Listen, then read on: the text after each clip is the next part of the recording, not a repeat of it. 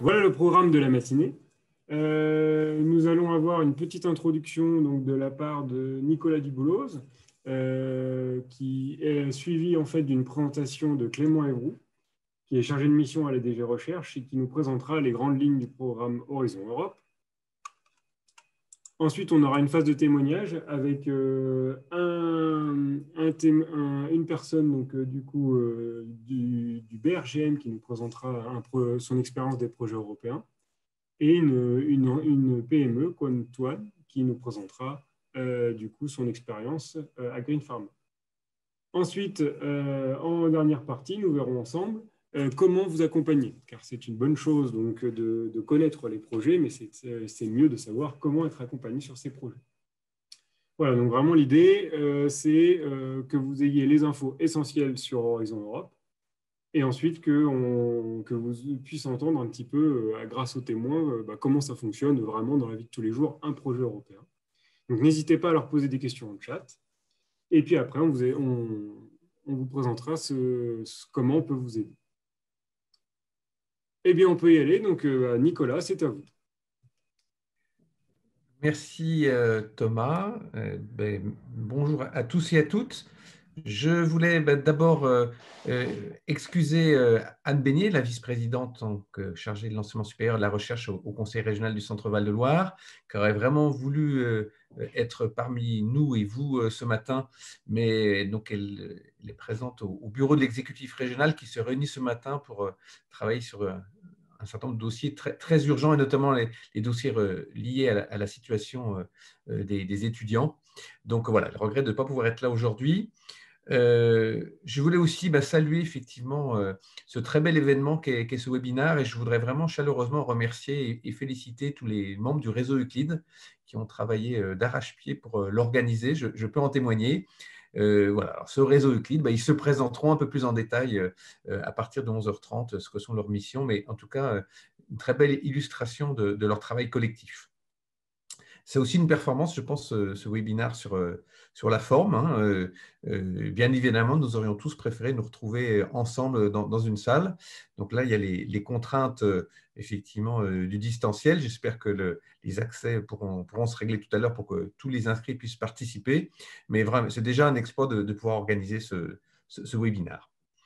Les enjeux, pour beaucoup d'entre vous, je pense que vous les connaissez, ils sont très forts. Ils sont très forts pour l'Europe en général. On parle de la capacité de recherche, de la capacité d'innovation à long terme et la place de l'Europe dans le monde finalement. Et Clément Évroult, chargé de mission auprès de la Commission européenne, pourra en dire plus tout à l'heure. Je voudrais le remercier d'être présent aujourd'hui parmi nous. La vision que la Commission européenne peut nous transmettre, elle est vraiment importante. Enjeu très fort aussi pour tous les territoires et notamment pour celui de notre région Centre-Val de Loire. J'ai vu qu'il y avait un très grand nombre de participants et d'inscrits, avec à la fois des laboratoires de recherche et des entreprises. Je voudrais les saluer et les remercier les uns et les autres. Et effectivement, nous partageons avec eux cet enjeu très fort de ce qu'est la connexion de la recherche au niveau international. Et c'est à la fois un gage d'excellence scientifique, mais tout autant un gage d'impact socio-économique. Et donc, Horizon Europe est un outil vraiment irremplaçable, une opportunité vraiment irremplaçable pour ouvrir et connecter cette recherche publique et privée au niveau international. Il y a aussi un enjeu, et je pense que vous le partagez tous, aussi d'accéder à des financements, hein, et c'est un enjeu forcément qui n'est pas négligeable. Le programme de ce webinaire, il est riche et intéressant. Donc, il y aura la présentation par Clément Évroult, que je mentionnais tout à l'heure.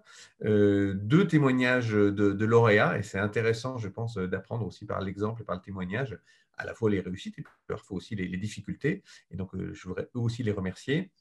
Et puis, donc, dans une dernière séquence, donc le réseau Euclide va se présenter, va présenter ses missions et va présenter notamment un guide tout nouveau, une espèce de vadémécum qui a été rédigé et réalisé, que je trouve très utile et très bien fait.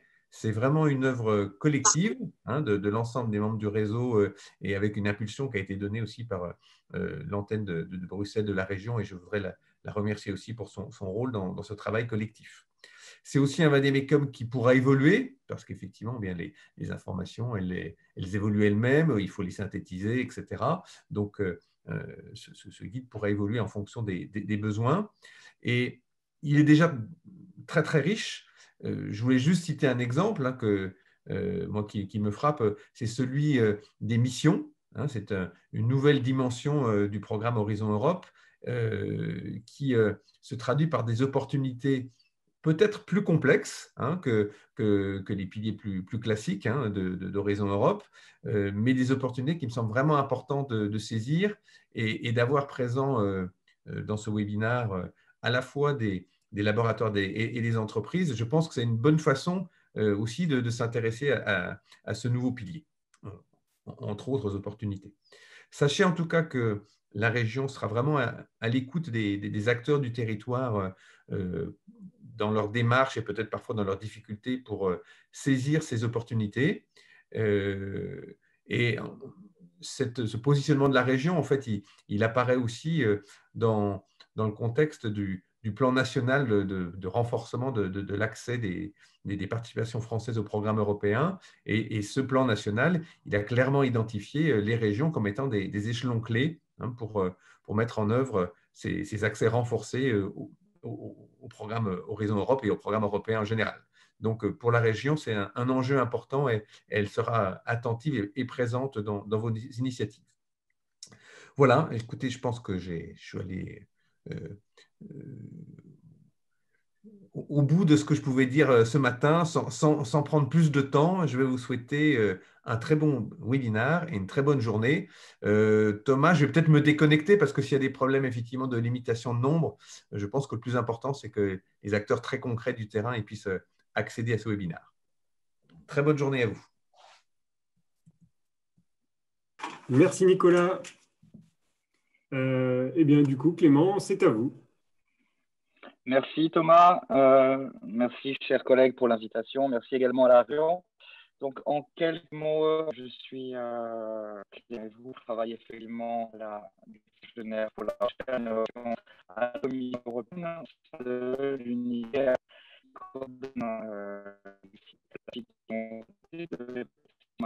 de travail pour Horizon sur 2022. Ce matin, le petit pour moi de faire point avec vous sur. Monsieur Evroux, excusez-nous, le son coupe. Ok. Oui, ouais, voilà, là ça a l'air d'être mieux. Peut-être que si vous coupiez votre caméra, on aurait un meilleur débit sonore. Très bien. Merci. J'espère que c'est plus facile pour vous de suivre mon discours comme ça. Oui, là c'est bien. Très bien. On entend bien. Très bien. Très bien. Donc, ce matin, pour moi, l'enjeu, c'est de vous donner des éléments d'actualité en récapitulant sur les objectifs et la structure d'Horizon Europe. Donc, je propose qu'on commence directement sur la slide suivante, s'il vous plaît. OK. Donc, ici, deux idées pour vous. La première, c'est que Horizon Europe, programme cadre de recherche et innovation de l'Union européenne, a été conçu pour créer l'interface entre les investissements de l'Union européenne en matière de recherche et innovation et ses objectifs de politique publique tels qu'ils sont déclinés dans l'agenda de la présidente Ursula von der Leyen à travers les 6 priorités. De manière plus concrète et pour faire suite à la crise du coronavirus. Vous le savez, l'Union européenne, donc la Commission et les États membres ont adopté un programme, un nouveau cadre pluriannuel financier accompagné du programme Next Generation EU. S'agissant de la recherche-innovation, ce qu'il faut retenir, c'est que Horizon Europe est mobilisé pour assurer la lutte à la pandémie et la reprise économique et sociale de l'Union européenne, à travers notamment sa contribution à l'accélération des transitions écologiques, c'est-à-dire la lutte contre les effets du changement climatique et la lutte contre les dégradations plus larges des systèmes naturels. Et de l'autre, Horizon Europe est également là pour transformer la révolution numérique en opportunité. Donc, 3 mots-clés pour Horizon Europe, la résilience et ce qu'on appelle maintenant en anglais les Twin Transitions. Désolé pour la petite faute sur la slide. Passons, si vous le voulez bien, à la slide suivante qui récapitule la structure du programme. Je pense que vous la connaissez largement. On se retrouve avec les 3 piliers. Un pilier dédié à l'excellence scientifique, notamment par le soutien à la créativité de nos chercheurs. De l'autre, le deuxième pilier, celui des 6 clusters qui favorisera en fait des projets de recherche collaboratifs pour maximiser non seulement l'impact scientifique des investissements de l'Union, mais également les impacts sociaux et économiques. Et enfin, le troisième pilier qui est celui du Conseil européen de l'innovation, avec également un pan de ce programme EIC qui consistera également en des projets de recherche collaborative à travers les écosystèmes d'innovation. Peut-être un mot également sur le piédestal de notre programme, le programme Widening et consolidation de l'espace européen de la recherche, pour vous dire qu'il y a également de la recherche collaborative sous Widening, que les départements et les régions d'outre-mer sont maintenant éligibles à ce dispositif et que s'agissant de la partie ERA, il y aura également des opportunités, notamment pour consolider l'expérience des universités européennes. On pourrait passer maintenant à la partie suivante qui récapitule l'exercice de planification stratégique qui va aboutir à l'adoption très prochaine d'un plan qui donne de la directionnalité à titre principal au deuxième pilier d'Horizon Europe. Et donc, c'est bien ce que j'évoquais avec l'interface entre les objectifs de politique publique de l'Union et ses investissements en recherche et en innovation. On peut passer 2 slides en avant pour avoir la traduction en images. La prochaine, s'il vous plaît. OK. Donc, ça, c'est la traduction de manière plus imagée de cette notion d'interface. Et pour en discuter la substance, je vous propose d'aller directement à la slide 8 qui présente en fait les résultats des exercices de co-design qui se sont tenus à partir du mois de mai 2019. Donc, vous voyez que pour la période 2021-2024, c'est-à-dire pour les Work Programmes 21-22 et 22-23, je pense qu'il faut juste revenir à la slide. Voilà, merci. Les appels des 6 clusters ont été et sont en train d'être paramétrés de telle sorte à atteindre ces 4 orientations stratégiques. On a d'une part la volonté de promouvoir l'autonomie stratégique de l'Union européenne. Ça concerne bien sûr les 2 branches de la transition jumelle, les côtés écologiques, mais également les côtés numériques. On a également l'ambition d'investir dans la recherche et l'innovation pour restaurer les écosystèmes européens et favoriser également le lien avec des politiques publiques d'ampleur comme celle de l'agriculture. Enfin, les 2 dernières orientations ont trait, elles, d'une part, à rappeler le rôle éminent de la recherche, notamment à travers le développement technologique, mais pas uniquement, sur la création de solutions par rapport à la crise climatique. Et enfin, la dernière orientation, elle est là pour rappeler également l'importance d'investir dans la recherche pour promouvoir les valeurs européennes. Donc là, on a tout l'enjeu de la démocratie et de la gouvernance, en tenant compte également des transformations amenées par le numérique. Mais on a également, dans cette dernière orientation stratégique aussi, le rôle de rayonnement de la recherche et du patrimoine scientifique de l'Union dans le monde à travers le soutien de cette recherche collaborative fondée sur des défis globaux au multilatéralisme. On peut maintenant passer un peu plus dans le détail sur les slides 10 et 12 pour rappeler l'état des développements des travaux sur les missions et sur les partenariats. je commence avec l'émission pour vous dire que dans le programme de travail 21-22, il y aura des appels de telle sorte à ce que chacune des missions puisse développer un plan de mise en œuvre sur la base notamment des préconisations qui ont été rendues à la commissaire par les Mission Boards en septembre.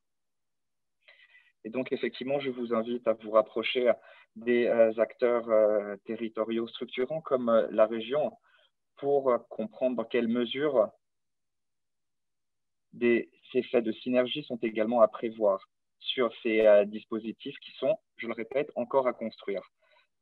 Je passerai maintenant, si vous voulez bien, au partenariat avec la slide 12 pour dire que 49 partenariats ont été définis dans le cadre du premier plan stratégique.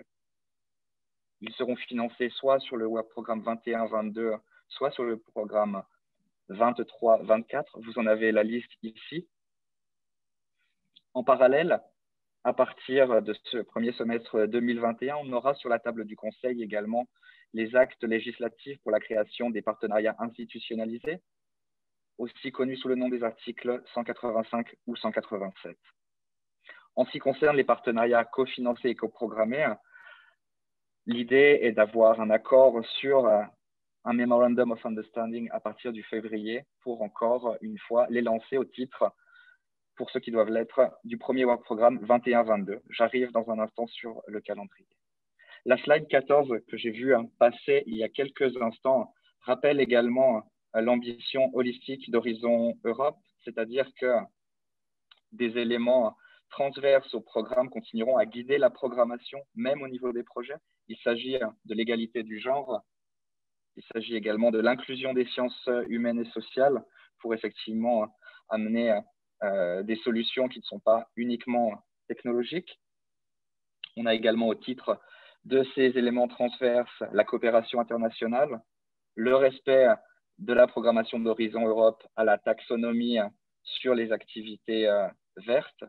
C'est le principe que les projets d'Horizon Europe ne doivent pas apporter de do not significant harm, ne doivent pas, désolé pour la traduction un peu approximative, avoir pour objet ou pour effet d'avoir un impact négatif sur l'environnement.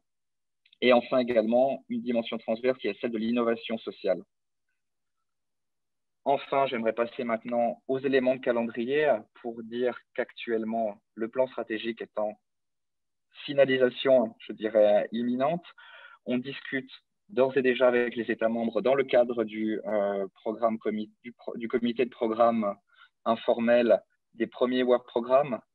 L'idée, c'est d'avoir d'une part la finalisation de l'adoption de l'acte législatif, du paquet législatif Horizon Europe pour mars 2021 avec l'adoption par le Conseil et le Parlement, ce qui nous permettrait de publier les premiers work programmes en avril et donc d'ouvrir par là même les premiers appels à propositions.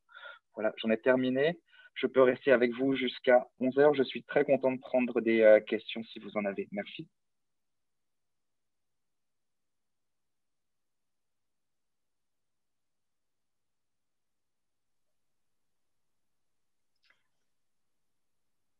Alors, pour l'instant, il n'y a pas de questions dans le chat. Merci. Ah bah voilà, il y en a qui arrivent. Du coup, Thomas, je te laisse gérer ou tu veux que je m'en occupe? Non, bah, c'est bon. On remarque le plus simple, c'est peut-être que Clément répond. Vous voyez le chat, Clément? Oui, merci. Je vous laisse répondre en direct, ce sera plus simple. OK. Alors, je commence sur le Fast Track to Innovation. Oui, effectivement, le dispositif a été reconduit dans la base légale. Oui, il peut être utilisé en dehors de l'EIC. Et donc, si vous avez des idées, je vous invite à vous rapprocher du représentant français au comité de programme informel pour voir dans quelle mesure certains appels pourraient être mis en œuvre sous ce format-là. En ce qui concerne le dispositif transition, je reviendrai dessus parce que je n'ai pas de réponse immédiatement. Sur quel pilier les premiers appels? Très bonne question. Vous savez qu'il est possible, ça reste à confirmer effectivement qu'il y ait des appels, les appels de l'ERC soient pré-publiés avant ceux du programme de travail général, ça reste à confirmer. Quel lien avec InnoFund? Je vous demande un instant. OK. Les C-clusters, je vais peut-être passer plus de temps là-dessus. Les C-clusters, ce sont 6 chapitres de programmation au titre du pilier 2 d'Horizon Europe. Chacun d'entre eux correspond assez largement à un grand système socio-économique. Donc, le premier cluster, c'est celui de la santé. Le deuxième, c'est celui des industries culturelles et créatives. Le troisième cluster, c'est celui de la sécurité civile. Le quatrième, c'est celui du numérique, de l'industrie et de l'espace. Le cinquième, celui du climat, de l'énergie et de la mobilité. Et le sixième, celui de l'agriculture et des ressources environnementales.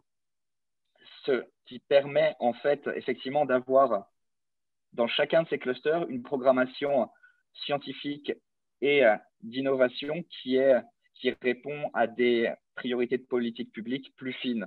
Typiquement, le cluster 4 met en partie en œuvre les initiatives récentes de l'Union en matière de numérique, notamment les 2 propositions de règlement qui ont été publiées plus tôt cette année.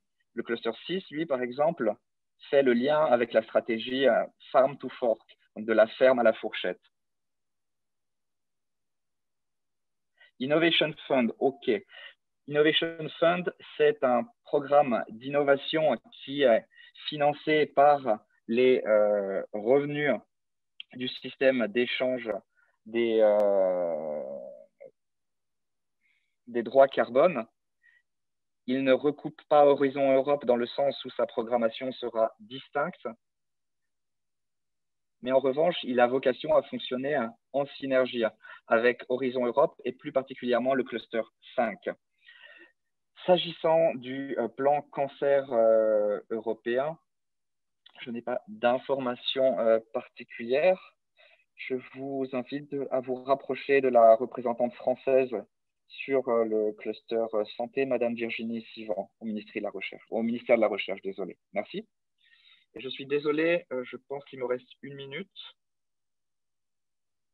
Ensuite, je devrais vous laisser.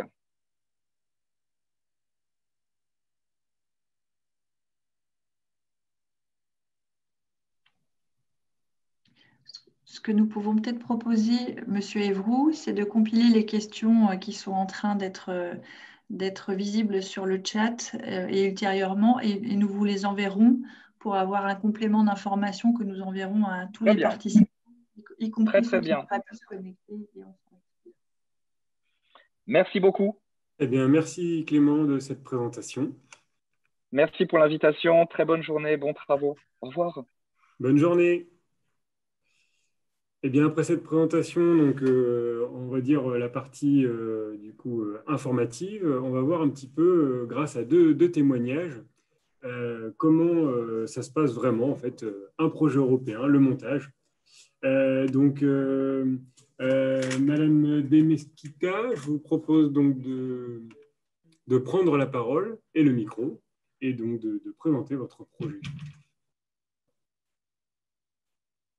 Ah, elle n'a pas pu se connecter, mince. Attends, parce que je crois qu'il y en a qui sont partis, donc peut-être qu'elle peut se reconnecter. Tu peux peut-être, Lydie, lui envoyer un message. Dans ce cas-là, on va passer à Quoc Toine qui va nous parler donc, de son projet européen à Green Pharma. Alors, je vais partager l'écran. La présentation est... Elle est en ligne, quoi, Octoine. Elle est en ligne. Elle est en ligne. Normalement, tu peux contrôler à distance. D'accord.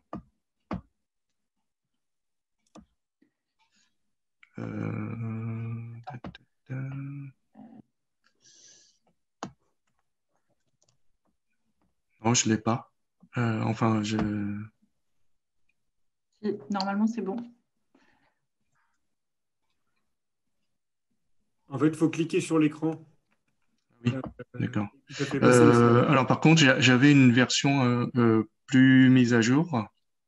Bon, c'est pas grave, je vais commenter ça. Donc, ouais, en Green Pharma, nous sommes une société implantée à Orléans et créée en 2000. Et on est une société de recherche et de développement spécialisée dans tout ce qui est recherche sur les substances naturelles. Et nos clients appartiennent à l'industrie pharmaceutique, cosmétique ou agroalimentaire ouais, et phytosanitaire. On appartient à deux pôles, la Cosmetic Valley et le pôle Dream. Et en fait, nos expériences dans les projets européens remontent à assez loin, puisque notre première participation à un projet européen était sur le FP6. Et puis ensuite, on a eu deux projets européens en FP7 sur des sujets très pharma. Donc, deux sujets en maladies cardiovasculaires et un sujet sur les antibiotiques et recherche de nouveaux antibiotiques contre les souches multirésistantes.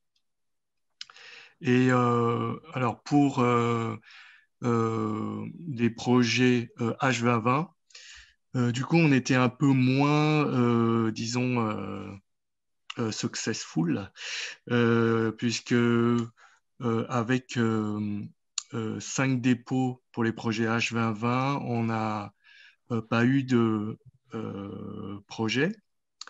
3 dépôts en projet de type BBI, c'est-à-dire tout ce qui est produit biosourcé. On a 3 négatifs aussi. Et actuellement, on est en train de déposer un projet sur les appels de type Green Deal. Alors, petite note positive quand même, on a une filiale qui s'appelle Kinov Therapeutics qui a déposé 2 projets européens de type SMI instruments et ils ont eu un des projets pour tout ce qui est évaluation de médicaments en phase clinique. Donc, en fait, malgré un taux d'échec assez important, on continue, on est toujours intéressé, puisque, en fait, ça nous permet d'avoir... Oh, mince, comment revenir Attendez, je vais essayer, parce que j'ai eu du mal avec les... voilà. J'ai cliqué trop vite.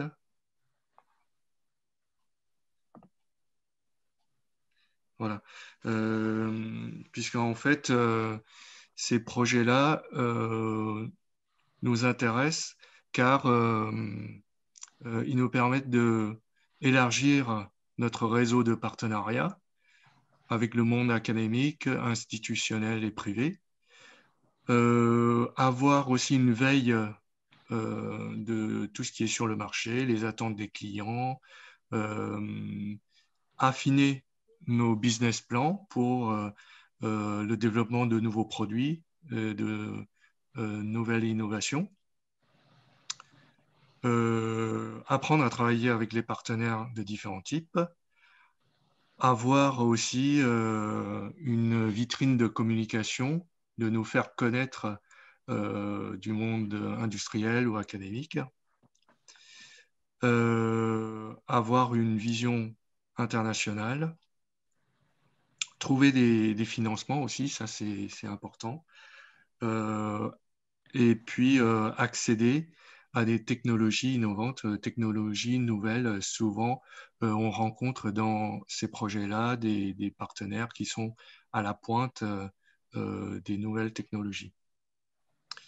Et puis, enfin, aussi, ça nous permet de donner priorité au nouveau développement de produits et des différents marchés. Voilà.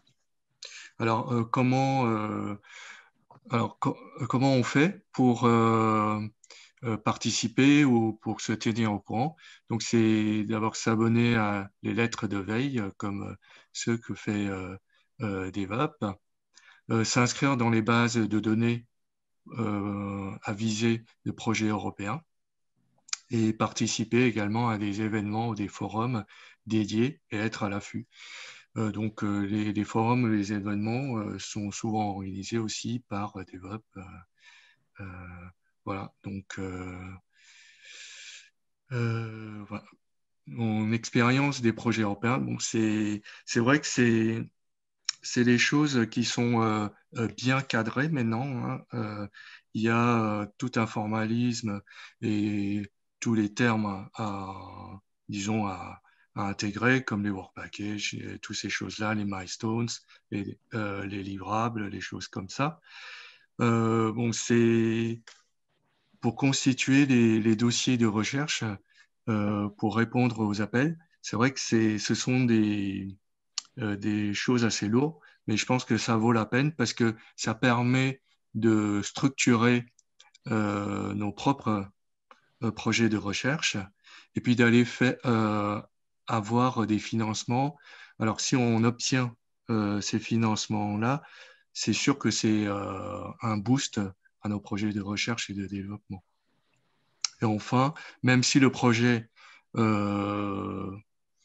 n'est pas accepté, ça nous permet d'élargir notre horizon de partenariat. Et c'est comme ça qu'on a trouvé des partenaires académiques ou de nouveaux clients parmi les gens de consortium qu'on a pu intégrer. Voilà, alors je reste à votre disposition pour vos questions.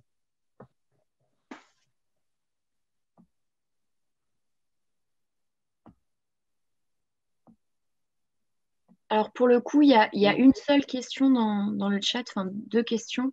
Est-ce que vous voyez le chat Oui, alors il y a beaucoup de Est-ce que je questions. peux Alors, Ouais, est-ce que lesquelles Alors bah, dans ce cas-là, je vais les nommer pour vous, mais pas de souci. Comment gérez-vous les propriétés intellectuelles? Alors, Quelles ont- en fait, il y a un accord de consortium qui sera mis en place avant le démarrage de chaque projet. Et en général, alors dans notre cas, ce qu'on avait fait, c'est que en fait, dans un consortium, on ne travaille pas forcément avec tout le monde. Alors, on va échanger de manière très active avec une ou deux entités. Et cela, en fait, on va mettre en place des accords disant que on va partager de manière équitable tout ce qui sort de nos recherches. Donc, soit 50-50 pour 2 partenaires, soit 40-60. Enfin, c'est assez ouvert, hein, et en fait, ça se négocie au départ du projet. Pour nous, c'était en général 50-50. Voilà. Ok, alors, il y a pas mal de questions sur des questions techniques auxquelles je vais répondre dans le chat directement. Pour l'intervenant,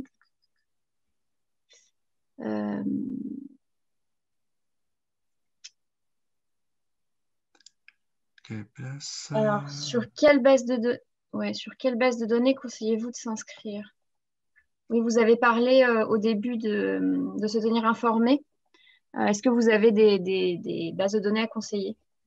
En fait, là, je vois Monsieur John Adrian qui, voilà, le eceurope.eu. Ça, c'est un excellent départ. Après, il y a les sites spécifiques. Bon, j'ai pas les liens en tête, mais par exemple, pour tout ce qui est biosourcé, BBI, si vous regardez BBI euh, sur le web et projet européen, vous allez trouver le site pour s'inscrire.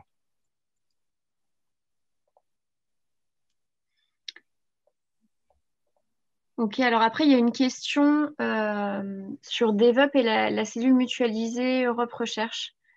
Quelle est la différence entre les deux en termes de diffusion d'informations? Et y a-t-il un intérêt à ce que les structures académiques soient dans le listing de DevUp pour recevoir les informations? Pour DevUp, pardon. Héloïse, tu veux Vas-y. répondre? Oui. Pour DevUp, on fait partie du... Alors là, on va faire du spoiler parce que Thomas va présenter le réseau Euclid tout à l'heure, mais on a plusieurs outils de communication et d'information sur les appels à projets européens, dont bien sûr Horizon Europe et le Green Deal également. Et on fait partie d'un réseau européen qui s'appelle EEN, qui permet de faire de la veille. On a mutualisé avec les autres collègues d'Euclid. Donc là, vous voyez sur les slides en bas une panoplie de logos.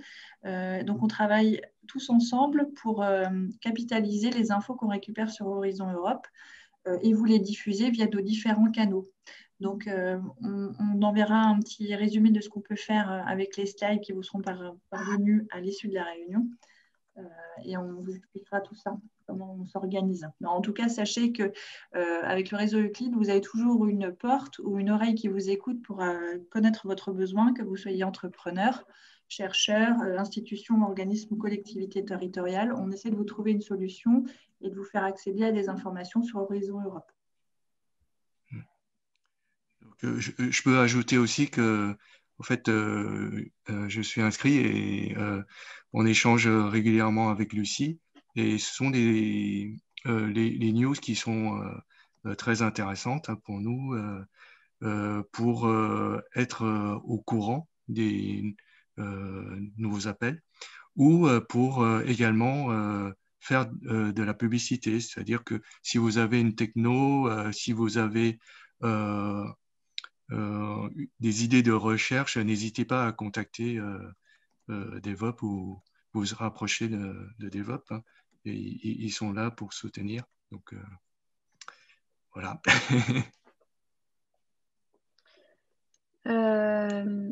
Est-ce qu'il y a d'autres questions pour l'intervenant?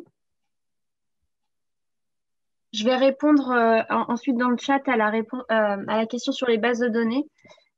Sinon, je pense avoir fait le tour de toutes les questions. Oui, je crois que tu as fait le tour. Ok, bon, bah, je te relaisse la main. Eh bien, merci pour cette il y a encore juste une dernière question. Combien de temps vous avez passé ou vous passez à la constitution de la demande de subvention? Alors, ça dépend des projets. Alors, nous, comme on est une petite structure, on a toujours participé en tant que participant et pas leader. Parce qu'en fait, quand on est leader, ça prend beaucoup de temps. Alors déjà, quand on est participant, suivant notre implication, ça peut prendre des semaines ou des mois. Donc parfois, c'est assez lourd. Ok, ben, je vous remercie. Il n'y a pas d'autres questions. Merci. Eh bien, merci de ce témoignage. Donc là, on a vu les projets européens vus donc, par une entreprise. Maintenant, je vous propose de voir, d'écouter un témoignage du côté, on va dire, académique. Donc, je vais donner la parole à Fernanda Veloso, qui va nous parler de son expérience au BRGM de projets européens. Bonjour à tous. Merci pour cette invitation. J'espère que vous m'entendez bien. Oui. Voilà, je suis géologue réservoir de formation. J'ai un doctorat que j'ai fait en Espagne. Et actuellement, voilà, je travaille au BRGM dans la direction des risques et prévention à l'unité sécurité et performance d'usage du sous-sol. Prochaine slide.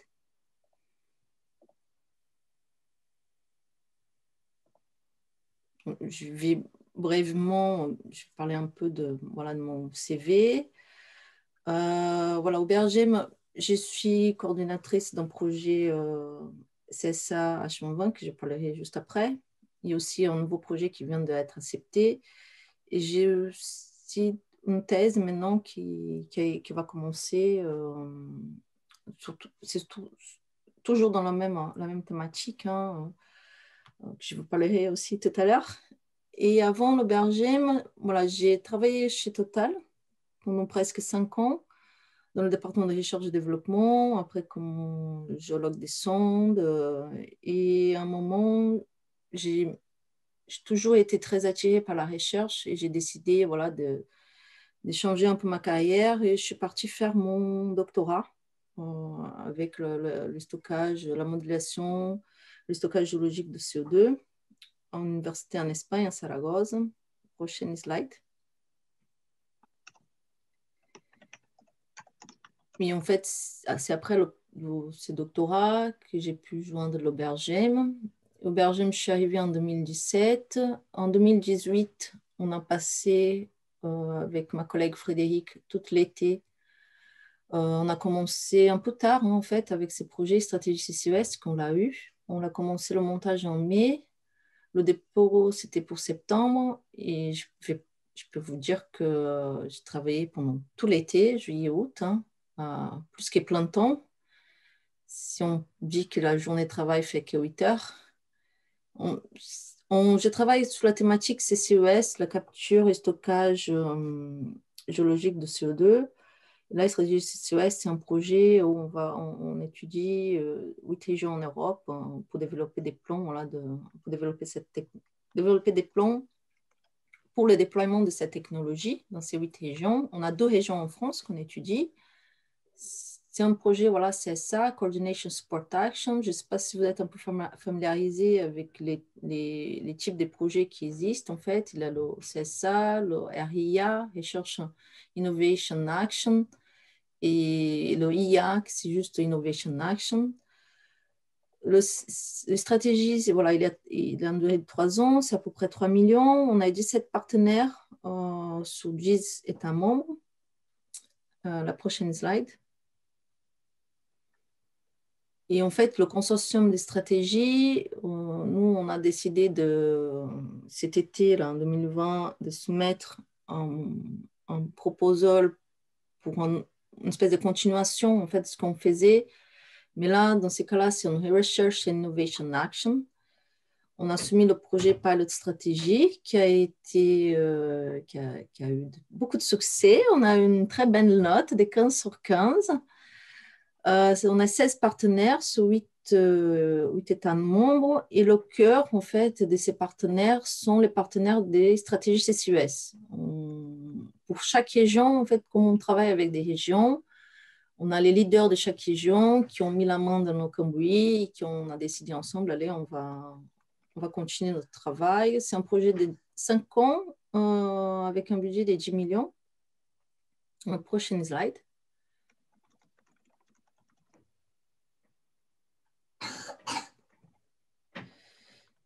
Et bon, c'est vrai que ça demande beaucoup de temps, être coordinateur de projets européens, pas que le montage, mais après aussi, bon, le stratégie CCES, le CSA, c'était une première expérience. Et on s'est rendu compte qu'en fait, on était très optimiste avec les ressources qu'on avait prévues pour le projet. On est en train de les dépasser, tout ce qui est coordination, on est en train de dépasser largement le person mount en fait, qu'on avait prévu. Parce que ça prend vraiment beaucoup de temps. Et là, pour parler de stratégie, on était 2, avec ma collègue Frédéric, on était 2 et on peut dire qu'on a travaillé les 2 mois à plein temps. Pas d'affilée, mais à peu près ça, on peut compter voilà, une quarantaine de jours pour chacune. Je pense que le succès des pilotes stratégie, le RIA, c'est surtout que ça vient d'un CSA où on a pu consolider le consortium. Et en fait, le CSA, le stratégie CCES, il a fédéré pas mal d'autres actions au plan national et international pour les différentes régions qui font partie du projet. on a un peu monté, amélioré notre réseau national et européen parce que ces projets, en fait, ils comprennent des actions sur chaque territoire. Et du coup, au-delà du côté européen, en termes de réseau national, chaque région, en fait, a bien développé son réseau en termes de parties prenantes pour la technologie CCOS. Autre chose très importante, c'est qu'au Bergem, on est en équipe. Je ne suis pas toute seule. Je suis voilà, la coordinatrice technique. Je travaille avec les Work Package Leaders pour tout ce qui est le contenu scientifique. Bien sûr, les livrables, Milestone aussi. Mais c'est surtout Frédéric, en fait, qui nous aide, qui m'aide aussi à toute cette partie administrative. Par exemple, toute la partie communication et dissémination. C'est dans les mains de Frédéric. Moi, je juste suis. Et c'est elle aussi, voilà, tous les papiers, parce que c'est énormément des échanges qu'il faut avoir entre la construction de consortium agreement et après le running de DOA, de description of work, des actions. Voilà, toute cette communication, ça prend énormément de temps avec les partenaires et Frédéric, voilà, c'est elle qui mène tout ça, c'est le projet manager en fait. Et on a aussi quelqu'un qui s'occupe de la partie financière, parce que le Bergem, c'est une grosse structure. Et quand on est coordinateur, l'argent, il passe par le coordinateur qui repasse l'argent au partenaire. On a quelqu'un voilà, qui est en charge de gérer la partie financière. Et je pense que le grand succès vraiment des pilotes stratégies d'avoir une note voilà, maximum 15 sur 15, c'est qu'on a commencé très tôt à construire notre proposal avec des idées, avec des réunions. On a commencé, je dirais même un an en avant, en avance par rapport à la deadline, parce que le call il était déjà sorti, mais il n'était pas ouvert. On a commencé vraiment, vraiment tôt. Et voilà, c'est surtout qu'on a continué à travailler les partenaires qui ont travaillé bien et qu'on était tous d'accord dans la même ligne des pensées, les mêmes idées.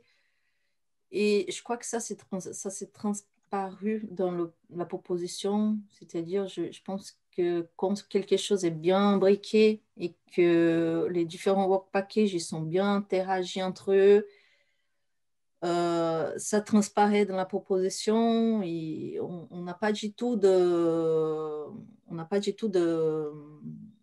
comment dire, des tâches satellites, c'est-à-dire un partenaire qui va à tout prix faire ça et du coup on fait en sorte que ce qu'il veut faire s'encadre avec l'objectif de projet. On n'a pas du tout ça, c'est vraiment voilà, tout a été bien ficelé et construit, on espère. Hein. Et je crois que c'est la dernière slide. Est-ce qu'il y a encore une slide? Ouais, c'est ça. Bah, je pense que voilà, je me suis un peu présentée un peu les deux projets que je suis coordinatrice. Un qui va démarrer maintenant en mars ou avril, stratégie CCOS qui va avoir, ça a commencé en 2019. On rentre à sa 12e année. Et je pense que voilà, c'est plus profitable si vous avez des questions, si vous voulez savoir quelque chose en particulier. Ça prend beaucoup de temps d'être coordinateur de projets européens, mais c'est très satisfaisant dans le sens que bon, si tu travailles avec les partenaires que tu t'entends bien, c'est très enrichissant. En tout cas, moi, j'adore. À vous, si vous avez quelques questions. Et merci de m'avoir accordé ces petits temps d'échange. Merci à vous. Et puis, n'hésitez pas en chat à poser des questions.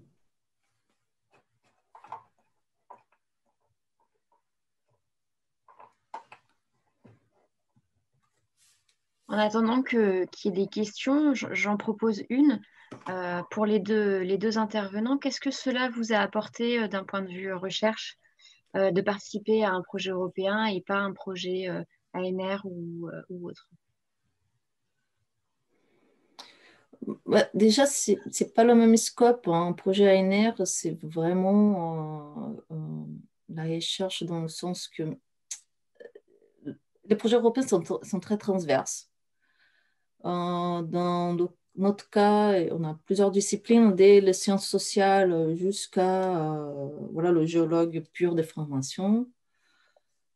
C'est cette transversalité, je pense que c'est très important dans les projets européens. Après, les ANR, bon, c'est très franco-français. Donc, c'est pas très comparable, je pense. Mais voilà, voilà c'est mon expérience. Hein. Au niveau de votre recherche, est-ce que vous pensez que ça vous a fait avancer plus vite ou pas? Avoir un projet européen? Oui. Ah, oui, là 40, stratégie CCUS, même si c'est un CSA, en fait, un CSA, je ne sais pas si vous êtes familiarisé, c'est quelque chose qu'on construit à partir on capitalise des résultats des projets qu'on a eu auparavant. On ne fait pas vraiment de recherches nouvelles, on fait plutôt de la capitalisation. Dans la stratégie CCUS, ce qui c'est nouveau, c'est qu'on va faire des plans économiques. Mais toute la partie technique, c'est basé sur des choses qu'on avait déjà fait. Et ça, par contre, ça fédère énormément d'initiatives, que ce soit voilà, le pôle de stratégie et des initiatives nationales. On a déposé un ANR qu'on espère passer en phase 2. Donc, je dirais que le projet européen, c'est quelque chose plus en amont et que ça nous a fait ouvrir des petits schémas, en fait. Là, dans notre cas français, pour notre région, ça nous a trouvé des lignes, des lignes qu'il fallait aller encore, creuser encore plus.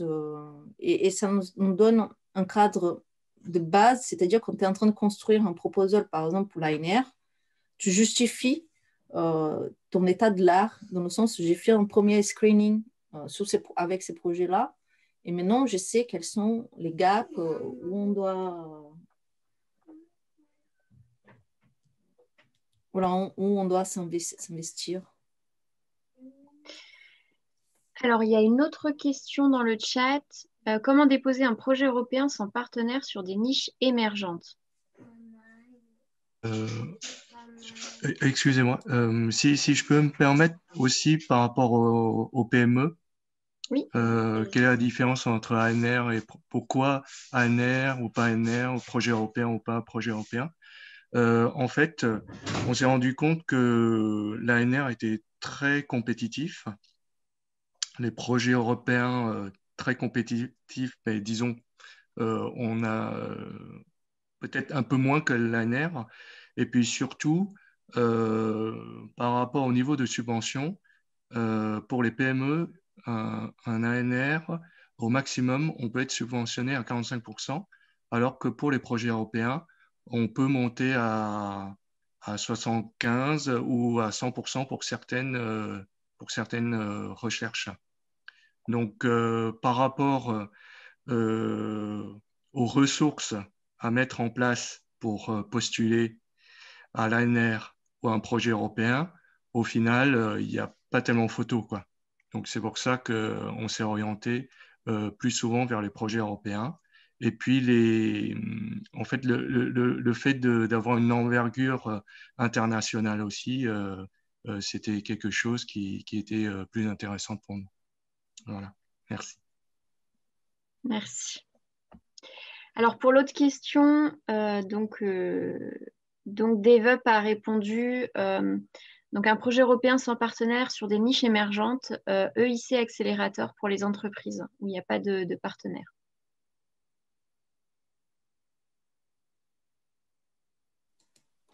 Si juste par rapport à l'histoire des partenaires, les stratégies CCUS, on avait un volet sciences sociales. Bon, nous, on est des géologues, des ingénieurs. Et on est allé chercher, en fait, on avait des publications, plusieurs publications, on lisait les auteurs et on les a contactés, en fait, les auteurs de ces publications, en disant, écoutez, nous, on est en train de monter un projet européen, est-ce que ça vous intéresse? Et en fait, ça a très bien marché, ils ont beaucoup apprécié notre démarche et on est partenaire, voilà, aujourd'hui aussi dans Pilot Stratégie, le deuxième. Eh bien, merci pour le témoignage. Il y avait une question par rapport aussi de Germain Rousseau pour le laboratoire. Donc, toujours sur la même question, comment déposer un projet européen sans partenaire sur des niches. Il y a l'ERC, hein, qui est plutôt fait pour ça, en fait. On va déposer un projet de recherche fondamentale sur des projets qui n'existent pas. En fait, c'est vraiment, il faut que les idées soient très novatrices. Et ce sont des projets individuels. Et comme le dit Géraldine aussi, il y a des bourses individuelles dans le Marie Curie sur des mobilités de chercheurs de 2 ans. Donc, eh bien, merci à tous les deux pour ce témoignage et le partage de votre expérience. Ce que je vous propose maintenant, c'est qu'on passe à la troisième partie de ce webinaire sur du coup, quel accompagnement. Donc, comme vous avez pu le voir, il y a plusieurs types d'appels à projets européens avec donc, du coup, un intérêt important pour vos recherches ou votre entreprise. Et du coup, l'idée, c'est comment, en fait, aujourd'hui, quelle aide vous allez pouvoir bénéficier pour continuer. Qu'est-ce que vous allez pouvoir faire, enfin, quelles sont les étapes à effectuer, qui va vous aider. Voilà. Donc, la bonne nouvelle, c'est que vous n'êtes pas seul. Ah, et j'ai une question donc, de Chantal Pichon. Est-ce que l'ERC Synergie Grant est renouvelé? Oui, mais pas en 2021. Il va falloir attendre 2022. Alors, est-ce que ça passe? Ah, voilà. Donc, précédent. La bonne nouvelle, comme je le disais, c'est que vous n'êtes pas seul. L'idée, c'est que en fait, nous sommes là pour vous. Le réseau Euclide, alors le réseau Euclide est là pour vous, mais c'est quoi le réseau Euclide? Le réseau Euclide, c'est tout simplement en fait une réunion d'acteurs de plusieurs institutions dont l'objectif est de faciliter et améliorer votre participation au projet européen. Donc là, vous pouvez voir tous les logos, donc toutes les institutions qui participent au réseau. Et l'idée, en fait, c'est que il y a, en 2016, la région Centre-Val de Loire a proposé qu'on lance une réflexion sur un réseau commun parce qu'en fait, chacune de nos institutions réfléchissait, on va dire, un peu dans son coin, entre guillemets, à pousser et réfléchir les personnes de son institution à monter des projets européens et surtout de tout mettre en mesure pour pouvoir les aider à les obtenir. Et donc, plutôt que chacun fasse ça dans son coin, on s'est dit ce serait plutôt intéressant de se réunir et de voir ce qu'on peut faire pour vous aider encore mieux. Donc voilà, Euclide, c'est ça, c'est un réseau qui est régional, qui est là pour vous aider de l'idée du projet jusqu'au lancement de votre projet. Donc en gros, on a les acteurs principaux académiques qui sont là donc, pour aider le monde académique. De l'autre côté, on peut compter le CNRS, l'INRAE, l'Université de Tours et d'Orléans, l'INSA, BRGM. Et de l'autre côté, on va avoir donc le DevUp, la CCI et les pôles de compétitivité qui vont pouvoir accompagner plutôt les entrepreneurs. Et l'idée, en fait, c'est que tout le monde se parle et qu'en fait, on puisse vraiment vous aider de manière plus efficace. Donc, alors, ça veut dire quoi, vous aider? Alors, attendez, je passe. Voilà. Ça veut dire que c'est de vous supporter de l'idée jusqu'au lancement du projet. Donc, ça passe par quoi? À travers les services que vous proposez Euclide, on peut vous aider à faire du lobbying, donc à faire des remontées d'idées, ou bien, dans un autre sens, mieux comprendre ce que les attentes de Bruxelles sur les appels à projets. On vous sensibilise et on diffuse de l'information, comme ce webinaire.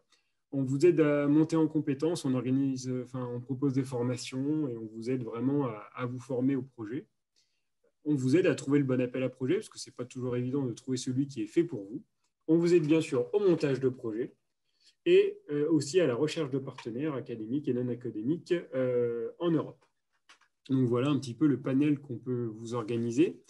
Donc juste pour le principe, en fait, on n'est pas disant que Euclide n'a pas pour objectif, bien sûr, de remplacer toutes les institutions. Donc en fait, vous allez vous adresser à une des institutions. Mais c'est vraiment nous, on va s'entraider et on va travailler ensemble pour que ça soit plus efficace. Comment ça va se passer? Ça, j'en reparlerai vers la fin, mais on va vous organiser une sorte de service après-vente du webinaire, c'est-à-dire qu'on va vous contacter chacun de manière individuelle pour vous proposer un rendez-vous avec le membre d'Euclid qui est le plus pertinent pour vous et pour essayer de vous aider, de discuter de manière plus individuelle et d'essayer de vous proposer un de ces services. Je ne sais pas si vous avez des questions sur Euclid, mais bon. Est-ce que le service d'Euclid est payant? Non.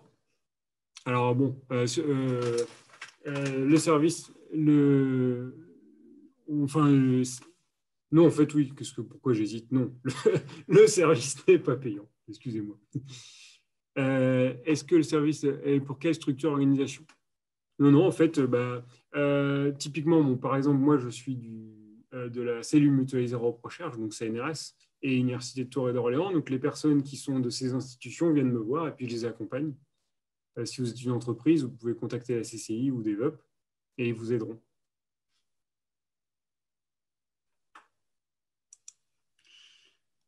Voilà. Je vais laisser parler maintenant mes collègues qui vont vous parler donc, de la recherche de partenaires et les bonnes pratiques à avoir. Oui, Thomas, merci. Est-ce que vous m'entendez? Est-ce qu'on m'entend? Oui, très bien, oui. Nickel, super. Donc, Héloïse Péchard, je fais partie de DevUp, donc l'agence de développement régional, et je suis également membre du réseau Entreprise Europe. Et est-ce que je peux passer les slides? Alors, je n'ai pas la main sur le PowerPoint. OK. Dans ce cas, je vous laisse le défilé. Merci. Donc, en effet, avec les collègues du réseau Euclid, et ça vient en complément des présentations de ce matin, évidemment, on a souhaité vous faire part aussi des bonnes pratiques à adopter dans le cadre de votre recherche de partenaires. Alors pour certains, ce sera peut-être qu'une piqûre de rappel, et pour d'autres, sûrement un moyen de mettre en lumière des aspects qui n'étaient pas abordés de cette façon. Aujourd'hui, on n'a qu'une quinzaine de minutes ensemble, donc ça nous oblige à être relativement succinct et général, mais n'hésitez pas à revenir vers nous pour aller dans le détail de la présentation ensuite. Donc, pour pouvoir illustrer ça de manière un petit peu différente, aujourd'hui, j'ai choisi un ouvrage intéressant que je peux que vous recommander de lire. Pourtant, en ce moment, ça peut occuper au moins une soirée, donc ce n'est pas négligeable. Donc, L'art de la guerre de Sun Tzu. Et pourquoi ça va nous inspirer? Non pas que je parle chinois, mais on a vraiment dans ce petit recueil une structuration et une organisation stratégique de recherche de partenaires qui va pouvoir se bâtir réellement comme un plan d'action, en fait. Ça vous permettra de partir avec, d'entrée de jeu, un victory mindset. Cette route vers la victoire, on l'a entendu aujourd'hui dans les témoignages, décrocher un programme européen, c'est un petit peu la guerre quand même, parce qu'en fonction des programmes, vous en êtes sûrement déjà conscient, il y a une compétition qui est rude, et ça, c'est une réalité qui vous oblige et qui vous incite à être parmi les meilleurs. Et il faut de la persévérance. Voilà, ça transparaît aujourd'hui aussi dans les exemples. Donc, pour vous engager dans cette démarche de montage de consortium, vous devez évidemment maîtriser les enjeux pour réussir à bien mener à la fois le partenariat et le projet, ou alors y participer efficacement. On verra en fonction des rôles un petit peu ensuite. Donc, aujourd'hui, sur de la méthodologie, l'objectif, c'est de vous aider à vous préparer au mieux pour soit garder ou créer un avantage, que cet avantage soit à la fois concurrentiel, scientifique, bien économique. On l'entend aussi au sens d'une rentabilité, vraiment du bénéfice commercial qui découlera de l'aboutissement du projet, et que ce soit cet atout pour vous, pour votre structure, mais pas que, puisqu'il faut que ce soit un bénéfice positif pour la société européenne. Et j'insiste un petit peu sur ce sens parce que l'impact social en tant que progrès, c'est aussi un des critères fondamentaux qui est attendu par la Commission dans la rédaction de vos dossiers, le social impact, peut-être que ça parle à certains d'entre vous. Donc, slide suivante, sur l'aspect un petit peu théorique des principes de Sun Tzu, l'art de la guerre repose sur 4 principes. Ils vont être applicables à Horizon Europe. Alors oui, qui l'eût cru 26 siècles plus tard, Sun Tzu, j'espère qu'il ne se retourne pas dans sa tombe. Le premier volet, c'est d'avoir une doctrine. Ici, ce sera celle d'Horizon Europe. On l'a évoqué un petit peu tout à l'heure. Aussi, on va publier ce guide Europe que Nastasia vous présentera à la fin. Trouver le bon appel ou le bon programme, évidemment, c'est crucial. et puis d'aller de votre côté, venir vers nous pour trouver le bon contact et puis les points de contact nationaux aussi. En ce début de période de programmation, ce sera de l'aide pour pouvoir trouver un petit peu votre chemin dans le contenu du programme. En deuxième partie, on parle de la connaissance du terrain. Hein. Le principe de la guerre, entre guillemets, c'est une notion spatio-temporelle qui est non négligeable et que l'on va aborder un peu plus en détail. Le troisième pilier, ce sera la connaissance de soi. Parce que oui, ça paraît simple en théorie, mais dans le détail, ça implique de la discipline. Et pourquoi pas du commandement. En tant que coordinateur, ça, ce sera en fonction de vos ambitions aussi. Et le dernier, donc la connaissance de ses amis, non pas de ses ennemis pour les puristes qui peuvent connaître le texte initial. C'est là la connaissance de vos futurs amis et vos futurs partenaires, parce que ce sont évidemment les bons partenariats qui rédigent les bonnes propositions, les bonnes candidatures et surtout qui gagnent les projets. Donc, on s'arrête ensuite sur les grandes règles, slide suivante. C'est des piliers qu'on a retirés de nos expériences mutualisées avec les collègues du réseau Euclid, mais également de vos retours entreprises. Donc, évidemment, ce n'est pas une liste exhaustive, ce sont de grandes lignes de direction, un petit peu les grands axes à avoir sur votre board. Donc, premier point, stratégie à mettre sur votre to-do list, évidemment, c'est de cibler et intégrer en premier lieu vos propres objectifs. Pourquoi ? Pour qu'ils soient en adéquation avec le programme, avec l'appel, en vous permettant d'avoir cette structuration à moyen ou à long terme. Parce que répondre à un projet européen, c'est qu'une partie de vos activités, c'est qu'une partie également de financement. Donc l'importance de pouvoir avoir ce positionnement-là, cette démarche inscrite dans votre cadre d'activité plus global. Pourquoi ces points de vigilance ? Parce que si vous connaissez, vous, vos objectifs, vos contraintes ou même vos limites, dans le cadre du partenariat européen, c'est un petit peu comme dans un mariage, on préfère savoir avec qui on s'engage. Donc, si vous préservez vos intérêts et cherchez dans le même temps à combler vos failles, vous serez à même d'identifier correctement vos futurs partenaires et évidemment avec plus de chances de réussite à la clé. Alors, en d'autres termes, c'est être capable de se dire humblement, OK, là, je suis très bon, mais là, j'ai besoin d'aide. Et ça, c'est une force que vraiment vous invite à aller chercher de la complémentarité entre vos équipes, entre vos expertises, pour avoir ce matching entre les besoins et les attentes. Et en ce sens, ça vous permet de mesurer ces capacités pour être capable ensuite d'estimer celles de vos futurs partenaires. Parce que ça permet d'aller sur le point qui est dans la partie des pourquoi ces éléments stratégiques, c'est que soyez exigeants pour évaluer la maturité de vos partenaires. Techniquement, humainement, s'engager dans un consortium, c'est pour plusieurs années. Et l'objectif à terme, c'est évidemment de pouvoir maximiser l'impact de votre collaboration. Gardez en tête aussi, c'est une petite aparté, que dans les programmes de recherche européens, tout le monde doit être gagnant. Vous, vos partenaires, mais aussi les financeurs. Voilà, donc sur le point suivant, les humains, c'est un petit peu... alors, on reste sur la slide précédente, merci. Donc les humains, ça aussi, ça peut faire sourire, mais la recherche de partenaires, elle est chronophage. On l'a entendu aussi aujourd'hui. Donc, prenez le temps en amont de mesurer vos capacités managériales ou celles de vos équipes pour au mieux vous motiver et impliquer vos collaborateurs. Effectivement, c'est de la gestion RH un petit peu. Comme ce qui va être de prendre du recul sur vos compétences socioculturelles pour cerner les différences de vos interlocuteurs, surtout si vous êtes 4, 5, 6 ou même plus, on l'a vu aujourd'hui, 10 nationalités différentes. Évidemment, ce ratio humain, il sera à prendre en compte sur les bons profils et les bons partenaires, de manière à former une Dream Team. Parce qu'on va parler de complémentarité de compétences et puis de personnalité pour avoir un bon dynamisme de groupe. Et donc, je rajoute pour les novices, souvent sur la nature des consortia de recherche, il faut des partenaires avec une nature, des backgrounds qui vont être différents, donc ça va être de la recherche scientifique universitaire, associée à des acteurs du monde industriel et des entreprises. Donc, le troisième point, on en a aussi un peu entendu parler déjà aujourd'hui, c'est l'aspect communication. Le plus tôt possible, quand vous décidez de participer ou de monter un projet, communiquez, exprimez-le, exposez clairement cette volonté. Entraînez-vous à le pitcher en anglais, à avoir des supports de communication de prêt. Un site internet ou une page d'accueil en anglais, c'est pas mal non plus, parce que ça vous permettra d'être proactif. Et voilà, en revenant sur cet aspect aussi réseautage, vous faire connaître du réseau Euclid. Et puis après, sur l'aspect démarche et prospection, soyez proactifs sur des salons, des événements présentiels quand ce sera à nouveau possible, bien sûr. Mais autrement, ce qui fonctionne depuis l'année dernière, c'est les plateformes de matchmaking en ligne pour venir rencontrer en face à face, en one-to-one, des interlocuteurs qualifiés et vous entraîner à vendre aussi votre projet, votre structure et puis créer votre nouveau portefeuille de potentiels partenaires.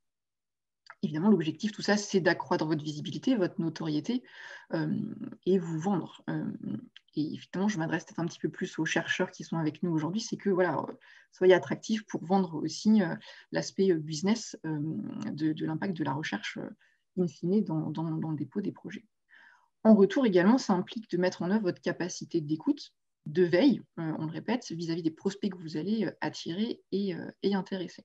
On l'a vu aussi, on a ce relais au sein d'Euclid de pouvoir faire de la veille internationale pour vous, que ce soit au sein de EEN, au sein des pôles et des clusters internationaux. On a des outils à vous proposer.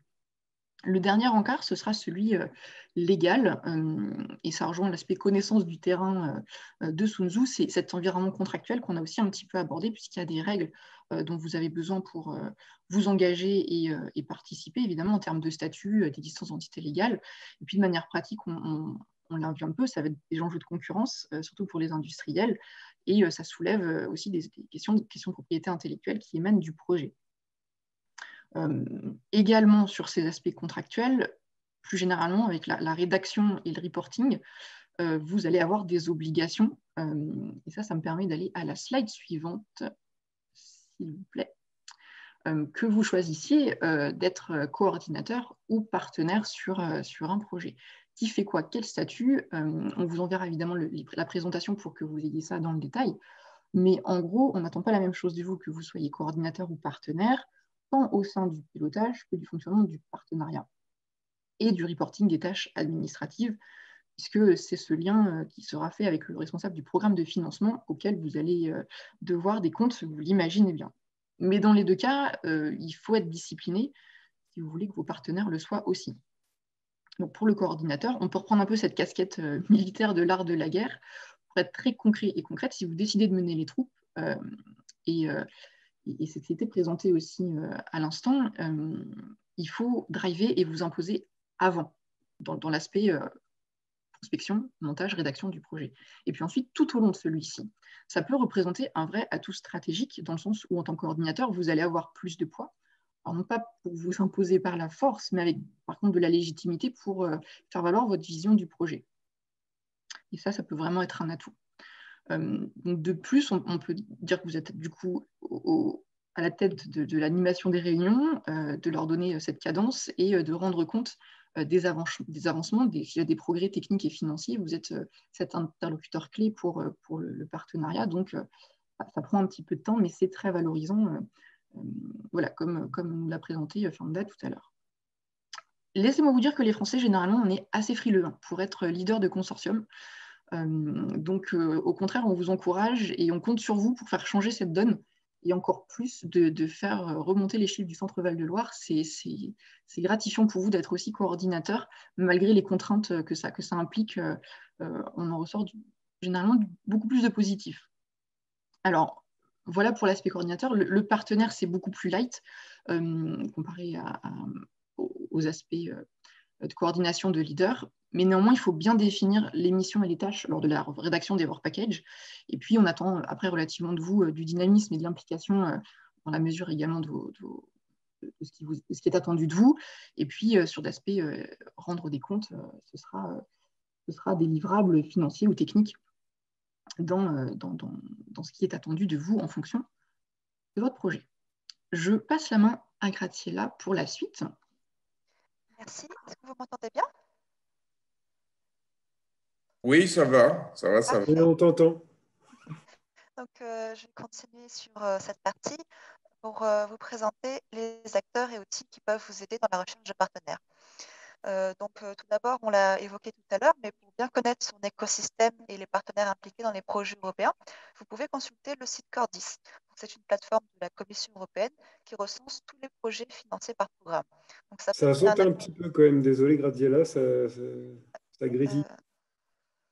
Vous m'entendez mieux? Non. Non, mais bon, si tu réussis pas à faire mieux, c'est pas grave, on te comprend quand même. Donc, je disais que pour Cordis, ça permet d'avoir un aperçu des organismes actifs sur les projets. Notamment, vous pouvez avoir une vision par région, par exemple, ou bien par thématique, et plus généralement, d'avoir des statistiques sur les projets européens. Également, lors de votre recherche, n'hésitez pas à activer votre cercle de contact, notamment les partenaires avec lesquels vous avez l'habitude de travailler et vos partenaires commerciaux, qui peuvent être également intéressés pour participer à des projets européens ou qui le font peut-être déjà. Recherchez également vos relais à Bruxelles. Donc pour les académiques, ça peut être par exemple des groupements comme de type le CLORA ou bien la représentation de la région Centre-Val de Loire. Comme l'a présenté Thomas, le réseau Euclid est bien sûr là pour vous accompagner et notamment les pôles de compétitivité pour vous aider à rechercher des partenaires ciblés. Plus généralement, faites-vous connaître auprès de différents réseaux, à commencer par le réseau des PSCN, les points de contact nationaux, qui sont établis dans tous les pays bénéficiaires d'Horizon Europe. Donc, ce réseau a mis en place notamment une plateforme de recherche de partenaires par thématique que vous pouvez retrouver sur le lien donné dans cette slide. Notamment si vous êtes également en contact avec des cabinets de consultants, faites-leur part de votre souhait de participer à un projet européen, puisqu'ils peuvent être eux-mêmes en contact avec d'autres organismes intéressés. Comme présenté également le réseau Enterprise Europe Network, a plusieurs services, notamment sur leur site internet, il y a une publication des profils d'entreprises et d'organismes de R&D qui recherchent des collaborations, notamment pour les projets Horizon Europe, que vous pouvez consulter. Par ailleurs, il y a également des rendez-vous type B2B en marge de conférences qui sont organisés afin de réseauter. Finalement, également sur le portail du participant mis en place par la Commission européenne, plus précisément sur chaque appel à projet, vous pouvez trouver une section pour la recherche de partenaires qui vous permet vous-même de consulter ou bien de publier une offre. Donc, slide suivante.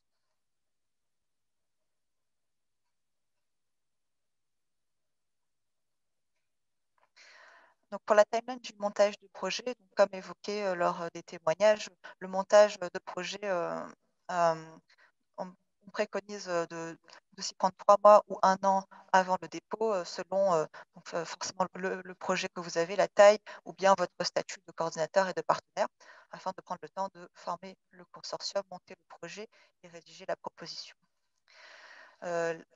Plus généralement, l'évaluation prend environ 5 mois après le dépôt du projet, auquel il faut ajouter jusqu'à 3 mois de négociation pour la signature du Grant Agreement qui vous permettra de démarrer le projet.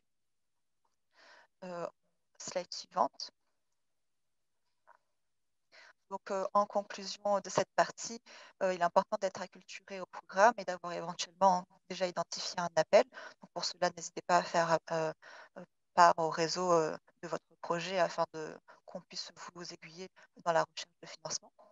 Également, gardez en tête le planning présenté de façon générale afin d'avoir le temps de bien préparer votre proposition. Conservez votre projet au cœur, mais soyez également ouvert à la critique ou en tout cas aux évolutions. Et prenez le temps de bien connaître vos partenaires afin de constituer un consortium équilibré.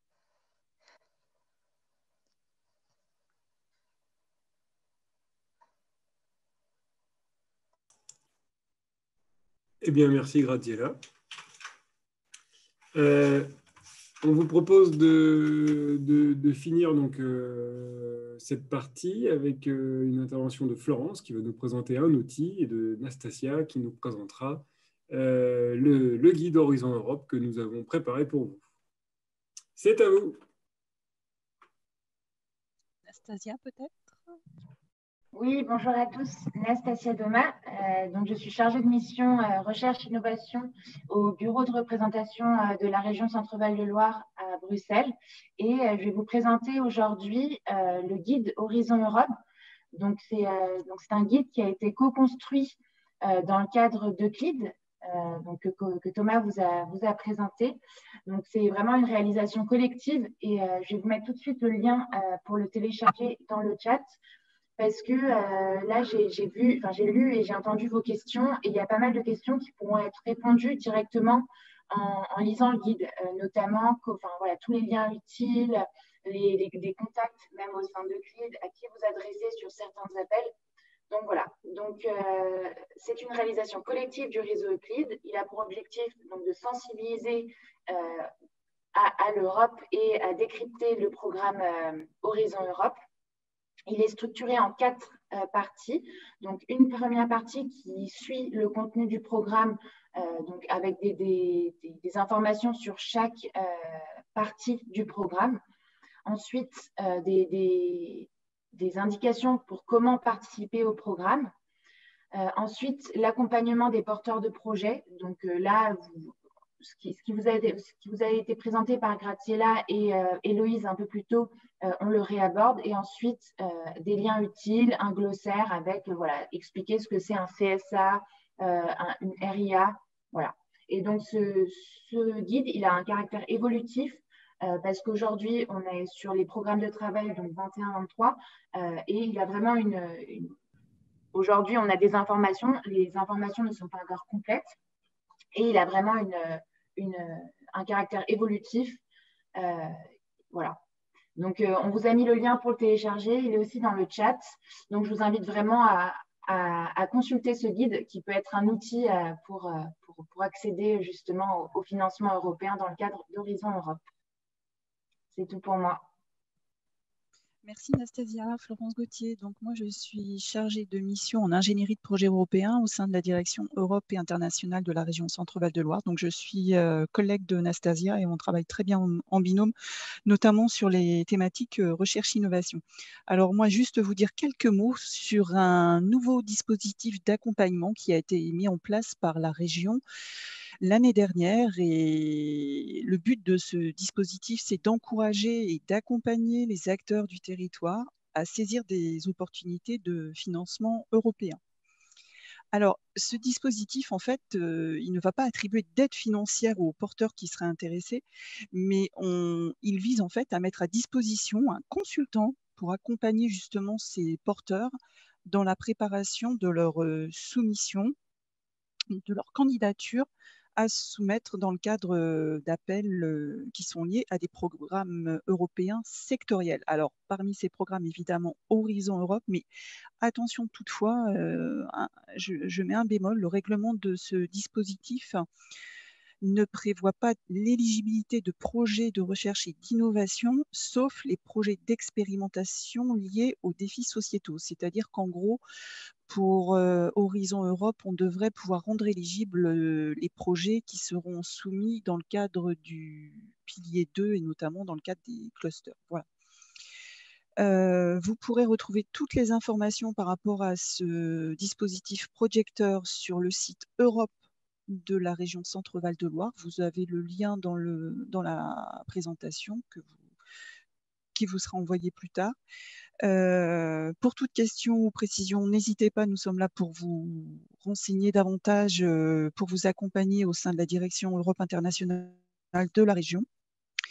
Et enfin, pour être tout à fait complète, il est bien de mentionner l'organisation prochaine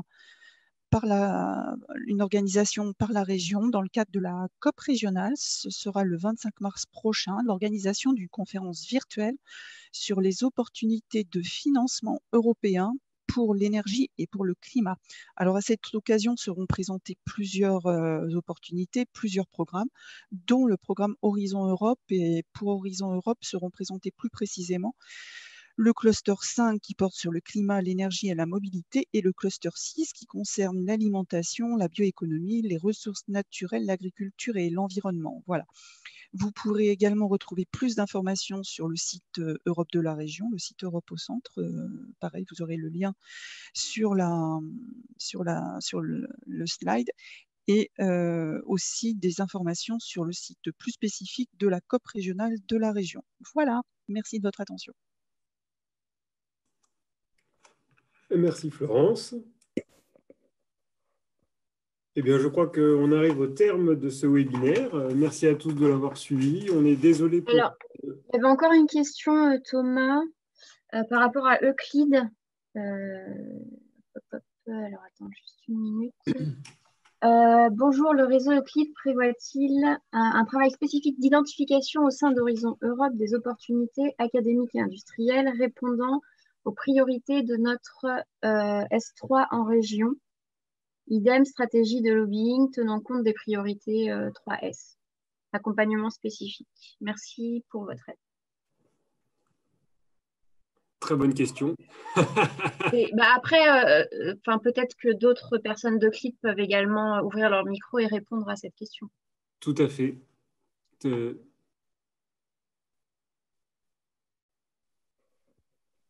Lucie, du coup, d'un point de vue global, en termes de projet du réseau, on n'en a pas encore parlé. Après, peut-être que des gens au sein du réseau ont des actions sur ce sujet. Sur la S3, oui, donc Lucie pour Develop, je suis la collègue d'Héloïse. Oui, on a des implications. La région, principalement, est très impliquée sur la stratégie de spécialisation intelligente. Et nous, Develop, on appuie la région sur ces sujets-là. Donc, on fait de la veille sur ces appels à projets thématiques en fonction des thématiques prioritaires. On appelle ça des DPS, des domaines de priorité stratégique. Et du coup, oui, on fera de la veille en lien avec les thématiques prioritaires pour la région et avec la région. Et pour la question sur le replay, oui, il y aura un replay. Sachez que le Zoom est enregistré, que ce sera disponible sur YouTube, normalement, si on n'a aucun souci technique, mais là, il n'y en aura pas. Et on envoie les slides juste après la présentation. Eh bien voilà, merci à tous. Donc je vous rappelle juste le petit service après-vente qu'on vous propose. Vous recevrez un petit mail de notre part pour une proposition de rendez-vous. Alors, ce n'est pas du tout une obligation, c'est si vous voulez qu'on aille un petit peu plus loin et qu'on vous accompagne de manière personnalisée. Et puis, désolé encore pour le petit problème technique pour ceux qui sont arrivés en retard, mais le replay rattrapera ça. Donc, merci à tous. Merci aussi aux témoins qui ont partagé leurs expériences et à tout le réseau Euclide pour le travail sur ce webinaire. Je vous souhaite à tous un bon appétit. À bientôt.